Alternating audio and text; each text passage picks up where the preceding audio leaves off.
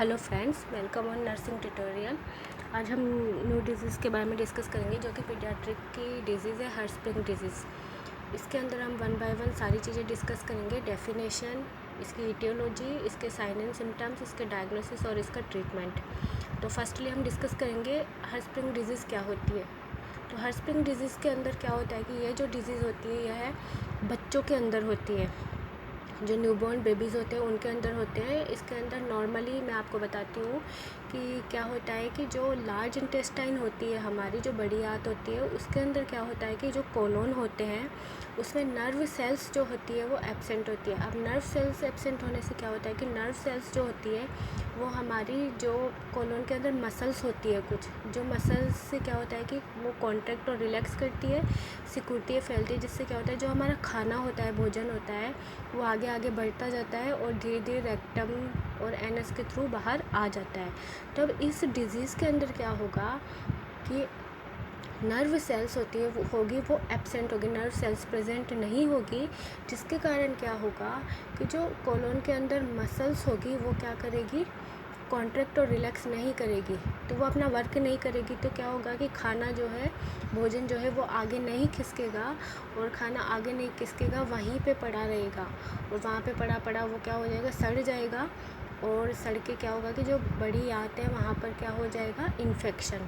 और बेबी जब तक पास नहीं करेगा तो उसको भी बहुत सारी प्रॉब्लम रहेगी, जैसे कि वॉमिटिंग, और जो आफरा आ जाएगा, मतलब कि जो उसका एब्डोमेन है वो फूल जाएगा, पेट फूल जाएगा, गैस बनती रहेगी, और उसके अलावा खाना पचेगा नहीं, तो उसका अवशोषण नहीं होगा, बॉडी में खून नहीं बनेगा, सारे न्यूट्रिएंट्स जो हैं वो विभिन्न सेल्स जो है अपनी बॉडी के विभिन्न पार्ट से वहाँ तक नहीं पहुँचेंगे, तो उसकी ग्रोथ भी नहीं होगी, उसका डेवलपमेंट भी नहीं होगा। तो इस तरीके से ये डिज़ीज़ है जो क्या करेगी, बेबी के जो कंप्लीट ग्रोथ एंड डेवलपमेंट को अफेक्ट करेगी। तो ये मैंने आपको नॉर्मल भाषा में बताया था, तो आप समझ गए होंगे क्या होती है हर्स्पिंग डिजीज़। कि इसके अंदर जो लार्ज इंटेस्टाइन होती है, जो कोलोन होता है, वहाँ पे क्या होती है, नर्व सेल्स होती है कुछ, वो एब्सेंट रहेगी, जिसके कारण क्या होगा कि जो मसल्स है वहाँ की वो कॉन्ट्रैक्ट और रिलैक्स नहीं करेगी, अपना काम नहीं करेगी, वर्क नहीं करेगी, जिससे क्या होगा कि खाना आगे नहीं खिसक पाएगा, भोजन आगे नहीं खिसक पाएगा, वो बॉडी से पास नहीं हो पाएगा रेक्टम और एनस के थ्रू, और वहीं पे पड़ा रहेगा, और वहीं पे पड़ा पड़ा सड़ जाएगा और इन्फेक्शन क्रिएट करेगा। तो इस कंडीशन को हम क्या कहेंगे, हर्स्पिंग डिजीज़। अब है कॉज इसके क्या होते हैं कि या कंजेनाइटल जन्मजात ही प्रेजेंट होती है, कुछ भी कॉज हो सकते हैं और नहीं भी हो सकते। तो जन्मजात होती है बच्चों में, ज़्यादातर ही डाउन सिंड्रोम जो बेबीज़ होते हैं उनके अंदर पाई जाती है। मतलब कि बेबी जो होता है वो जन्म होने के बाद 36 आवर्स के अंदर, मतलब कि 36 घंटे तक वो स्टूल पास नहीं कर पाता, जबकि बेबी का स्टूल पास कर देते हैं नॉर्मली। तो 36 आवर्स तक अगर स्टूल पास नहीं कर पाता तो यह इंडिकेट करता है कि उसको हर्स्पिंग डिजीज़ है, और ज़्यादातर डाउन सिंड्रोम जो बेबीज़ होते हैं उनके अंदर ये डेवलप होता है। नेक्स्ट सिम्टम्स मैंने आपको बताई थे कि बेबी जब पास नहीं करेगा स्टूल तो उसको क्या रहेगा, कॉन्स्टिपेशन, ठीक है, और उसके अलावा एब्डोमिनल डिस्टेंशन, पेट में गैस बनेगी, पेट फूला फूला सा रहेगा, और जो वॉमिटिंग होगी उसको वो नॉर्मल नहीं होगी, वो बाइल वाली होगी, ग्रीन सी वॉमिटिंग आएगी उसको, उल्टी जो होगी वो ग्रीन से पार्ट्स दिखेंगे उसमें। और उसके अलावा स्टूल फाउल स्मेल, बहुत गंदी स्मेल आएगी स्टूल से, रिबन लाइक स्टूल दिखेगा वो। और उसके अलावा मतलब कि उसकी ग्रोथ एंड डेवलपमेंट नहीं हो पाएगी, क्योंकि जो खाना है वही अगर डाइजेस्ट नहीं होगा, उसका अवशोषण पचेगा नहीं, अच्छे से अवशोषण नहीं हो पाएगा, उसके विभिन्न जो पार्ट्स है, vitamin, mineral, fat, carbohydrate, body के जो प्रॉपर सेल्स होते हैं वहाँ तक नहीं पहुँच पाएगी, तो ग्रोथ एंड डेवलपमेंट कहाँ से होगा, ये तो हम सभी जानते हैं। तो इस तरीके से जो बेबी का है वो वेट भी नहीं बढ़ेगा और उसकी ग्रोथ भी नहीं होगी। तो ये उसके सिम्टम्स, गैस बनेगी, उसको उल्टी होगी बाइल वाली, रिबन लाइक स्टूल होगा, और उसके अलावा उसकी ग्रोथ भी नहीं हो पाएगी। और एग्ज़ाम में क्वेश्चंस भी पूछ लिए जाते हैं कि जो रिबन लाइक स्टूल होता है वो कौन सी डिज़ीज़ में दिखता है। कॉम्पिटिटिव जो एग्ज़ाम आते हैं उसमें ये क्वेश्चन आ जाता है कई बार कि ribbon like foul smelling stool in which disease. तो इसमें आप लिख सकते हैं हर्स्पिंग डिजीज़ जो होता है उसके अंदर रिबन लाइक स्टूल फॉर्म होता है। और दूसरा होता है बाइल वाली वॉमिट, तो वो भी इसके अंदर होती है। और एक क्वेश्चन होता है वो सर्जरी वाले में फॉर्म होता है, वो मैं आपको आगे बताऊँगी, ठीक है। अब नेक्स्ट डायग्नोसिस इसमें हम 3 डायग्नोसिस कर सकते हैं। फर्स्ट है रेक्टल बायोप्सी। रेक्टल बायोप्सी में क्या करेंगे हम, रेक्टम जो है वहाँ से सक्शन के थ्रू क्या करेंगे, टिश्यू ले लेंगे रेक्टम का। रेक्टम के थ्रू हम सक्शन करके क्या करेंगे, कोलोन का टिश्यू ले लेंगे और वहाँ से हम देखेंगे तो हमें माइक्रोस्कोप के थ्रू क्या दिखाई देगा, कुछ नर्व सेल्स दिखाई देंगी जो कि एगैंग्लियोनिक होगी, मतलब कि गैंग्लियोनिक नर्व सेल एब्सेंट होगी उस टिश्यू में, तो वो हमें दिखाई देगी। रेक्टल बायोप्सी के अंदर क्या करेंगे हम कि रेक्टम के थ्रू सक्शन करके जो कोलोन है वहाँ का कोई पार्ट ले लेंगे और फिर उसका माइक्रोस्कोपिक स्टडी करके देखेंगे, तो वहाँ पे जो गैंग्लियोनिक नर्व सेल्स होंगी वो एब्सेंट दिखाई देगी, नहीं होंगी। नेक्स्ट है एक्सरे।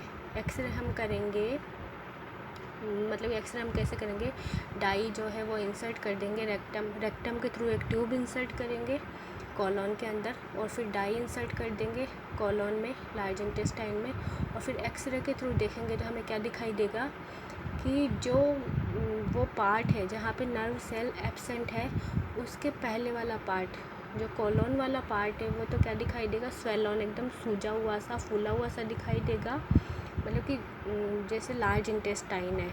तो उसके अंदर क्या, पहले हम क्या करेंगे कि रेक्टम के थ्रू एक ट्यूब इंसर्ट कर देंगे और उस ट्यूब के थ्रू जो लार्ज इंटेस्टाइन है वहाँ पे डाई डाल देंगे। अब डाई क्यों डालते हैं, क्योंकि कॉन्ट्रास्ट, मतलब अच्छे से हमको विजिबल हो, दिखाई दे वो वहाँ की एबनॉर्मलिटी। तो फिर उसके बाद क्या होगा कि जब हम एक्सरे के थ्रू देखेंगे तो हमें जो वो पार्ट है लार्ज इंटेस्टाइन का कोलोन वाला जहाँ पे गैंग्लियोनिक नर्व सेल एब्सेंट है, वहाँ पे क्या दिखाई देगा कि इंटेस्टाइन वाला जो पार्ट है वो तो कैसा दिखाई देगा, स्वेलोन, फूला फूला सा दिखाई देगा, और जो रेक्टम है वो कैसी दिखाई देगी, कोलैप्स, पिचकी हुई, ठीक है।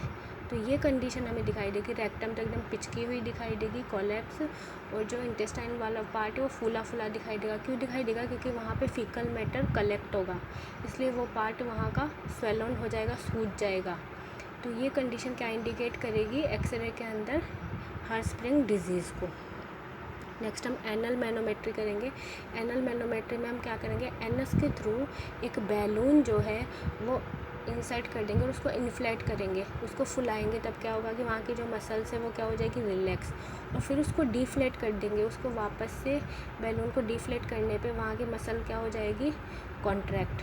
तो जैसे ही हम एनस के थ्रू एक बैलून इंसर्ट करेंगे और उसको फुलाएंगे, फिर उसको पहले उसको फुला देंगे, फिर उसको वापस पिचका देंगे, फिर फुला देंगे, फिर पिचका देंगे, मतलब बैलून को इन्फ्लेट करेंगे, डिफ्लेट करेंगे, तो इससे वहाँ की मसल रिलैक्स होगी, फिर कॉन्ट्रैक्ट होगी, रिलैक्स होगी, फिर कॉन्ट्रैक्ट होगी। तो ये कंडीशन का इंडिकेट करेगी कि वहाँ पर नर्व सेल प्रेजेंट है। लेकिन अगर हम बैलून को इंसर्ट करेंगे और उसको इन्फ्लेट डिफ्लेट करेंगे तो वहाँ पे मसल्स है वो कॉन्ट्रैक्ट रिलैक्स नहीं करेगी, तो ये कंडीशन हमें क्या शो करेगी कि वहाँ पे नर्व सेल ही प्रेजेंट नहीं है। क्योंकि नर्व सेल ही प्रेजेंट नहीं होगी तो मसल्स का कॉन्ट्रैक्ट रिलैक्सेशन नहीं होगा, और नर्व सेल प्रेजेंट होगी तभी मसल का कॉन्ट्रैक्ट रिलैक्सेशन होगा। तो ऐसे बैलून को इन्फ्लेट डिफ्लेट करके हमें वहाँ पे नर्व सेल प्रेजेंट है या एब्सेंट है इस कंडीशन का पता चल जाएगा। तो ये होती है एनल मैनोमेट्री। तो ये 3 डायग्नोसिस से हम पता लगा सकते हैं हार्ट-स्प्रिंग डिजीज़ है या नहीं है। फर्स्ट रेक्टल बायोप्सी, वहाँ का टिश्यू लेके हम पता कर सकते हैं माइक्रोस्कोप के थ्रू कि गैंग्लियोनिक नर्व सेल प्रेजेंट है एब्सेंट।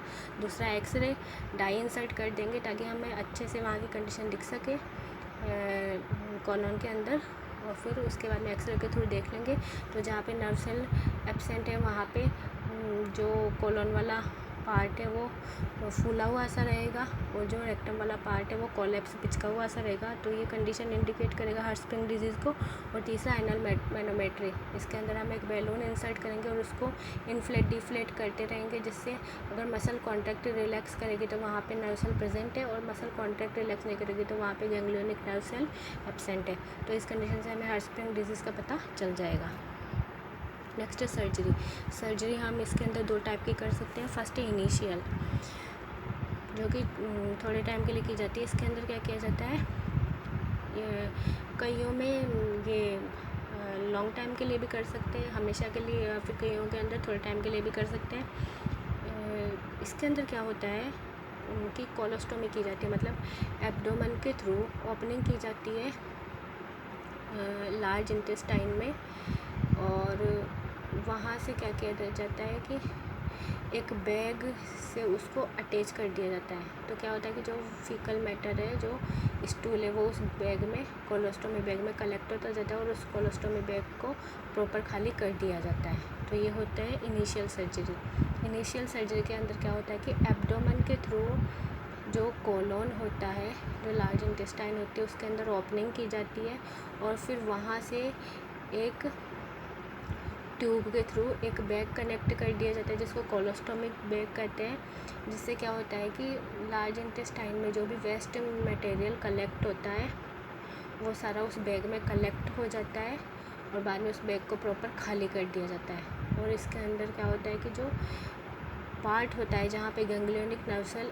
प्रेजेंट नहीं होती उसको हटा दिया जाता है। तो ये होती है कोलोस्टोमी। दूसरा क्या होता है कंप्लीट प्रोसीजर। कंप्लीट प्रोसीजर मतलब कि परमानेंट जो प्रोसीजर, उसके अंदर क्या किया जाता है, फर्स्ट तो यह कंप्लीट प्रोसीजर कब किया जाता है, जब बेबी 1 साल का हो जाता है और उसका वेट 9 से 10 किलो का हो जाता है, तब ये परफॉर्म किया जाता है। और इसके अंदर 2 प्रोसीजर किए जाते हैं। अब ये वाला क्वेश्चन कॉम्पिटिटिव एग्ज़ाम में पूछा जाता है कि डुहामेल प्रोसीजर या फिर स्वैनसन प्रोसीजर, ये दोनों प्रोसीजर कौन सी डिजीज़ में किए जाते हैं। डुहामेल प्रोसीजर और स्वैनसन प्रोसीजर, ये दोनों प्रोसीजर कौन सी डिजीज़ में किए जाते हैं। तो आपको ऑप्शन दिए जाएंगे जिसमें आप बता सकते हो कि हार्टस्प्रिंग डिजीज़ के अंदर ये प्रोसीजर किए जाते हैं। ठीक है, तो फर्स्ट है डुहामेल प्रोसीजर। डुहामेल प्रोसीजर में क्या होता है कि कोलोन के अंदर जो लार्ज इंटेस्टाइन है वहाँ पे जो पार्ट है जहाँ पे नर्व सेल प्रेजेंट नहीं होती उस पार्ट को कट कर दिया जाता है और जहाँ पे नर्व सेल प्रेजेंट होती है उन पार्ट को आपस में जोड़ दिया जाता है। समझ गए। डुहामेल प्रोसीजर में क्या किया जाता है कि कोलोन का जो पार्ट है, लार्ज इंटेस्टाइन का जो पार्ट है जहाँ पर गैंग्लियोनिक नर्व सेल प्रेजेंट नहीं है उस वाले भाग को कट कर दिया जाता है और हटा दिया जाता है, और बाकी का जो रिमेनिंग पोर्शन है जहाँ पे गैंग्लियोनिक नर्व सेल प्रेजेंट है उनको आपस में जोड़ दिया जाता है। करेक्ट। दूसरा प्रोसीजर है स्वैनसन प्रोसीजर। स्वैनसन प्रोसीजर के अंदर क्या किया जाता है, सेम प्रोसीजर है कि जो कोलोन का जो पार्ट होता है, जो लार्ज इंटेस्टाइन का जो पार्ट होता है जहाँ पे गैंग्लियोनिक नर्व सेल प्रेजेंट नहीं होती उसको कट करके हटा दिया जाता है, और जो रिमेनिंग पार्ट है जहाँ पे गैंग्लियोनिक नर्व सेल प्रेजेंट होती है उसको किससे जोड़ा जाता है, एनस से।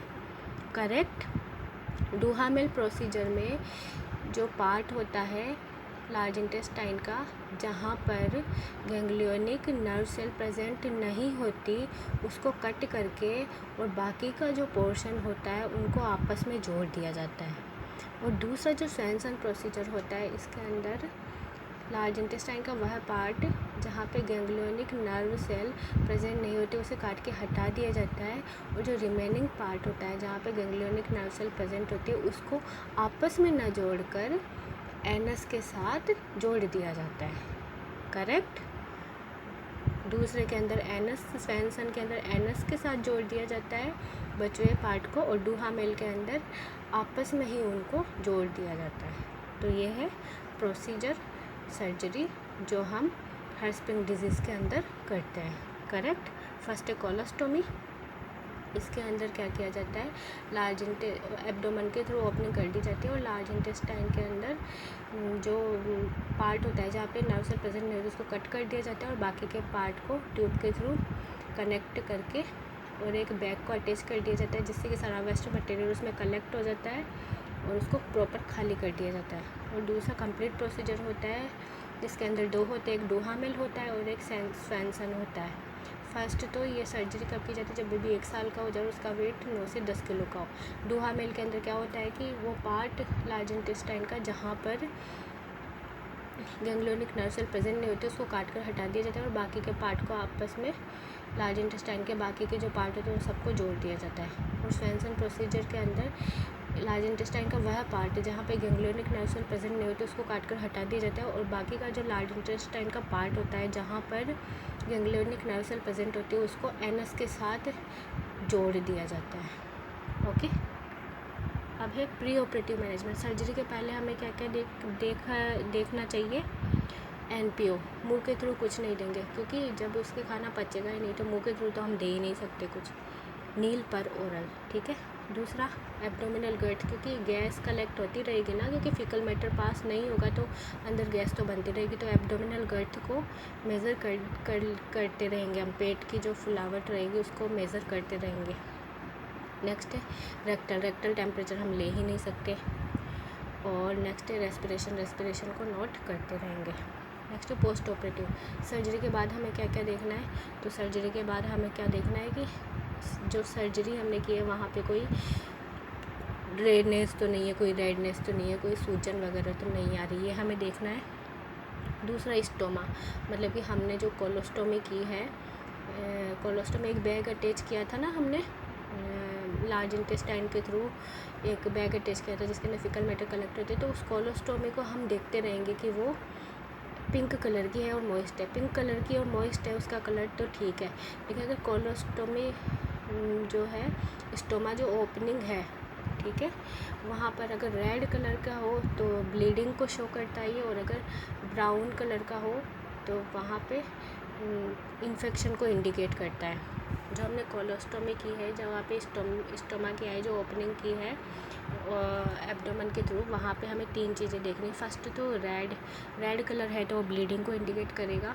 दूसरा ब्राउन इंडिकेट करेगा इन्फेक्शन को। और तीसरा पिंक, अगर पिंक कलर है तो ये ठीक है, ओके है। नेक्स्ट हम देखेंगे कि जब तक हम पेशेंट को नील पर ओरल रखेंगे, मतलब मुंह के थ्रू कुछ नहीं देंगे, जब तक कि उसकी गैस पास ना हो जाए और उसके बावल साउंड दोबारा डेवलप ना हो जाए, तब तक हम उसको मुंह के थ्रू कुछ भी नहीं देंगे। नेक्स्ट है कॉम्प्लिकेशन मैंने आपको बताया था कि अगर फीकल मैटर है जो कि उसके लार्ज इंटेस्टाइन में कलेक्ट है, वो पास नहीं होगा, वो बाहर नहीं आएगा, रेक्टम के थ्रू, एनएस के थ्रू बाहर नहीं आएगा, तो वहाँ पे क्या होगा, लार्ज इंटेस्टाइन में इन्फेक्शन हो सकता है। तो ये है इसका कॉम्प्लिकेशन। तो ये सब हमने पढ़ा है इसके अंदर, हार्ट डिजीज़ के अंदर। सबसे पहले इसकी डेफिनेशन पढ़ी है, फिर कॉज पढ़ा है, फिर सिम्टम्स पढ़े हैं, फिर डायग्नोसिस, फिर surgery, pre operative management, post operative management, complication. अगर पसंद आए तो इस डिज़ीज़ के प्रेजेंटेशन को लाइक ज़रूर करना और मेरे चैनल को सब्सक्राइब ज़रूर करना और प्लीज़ कमेंट ज़रूर करना। Okay, thank you so much.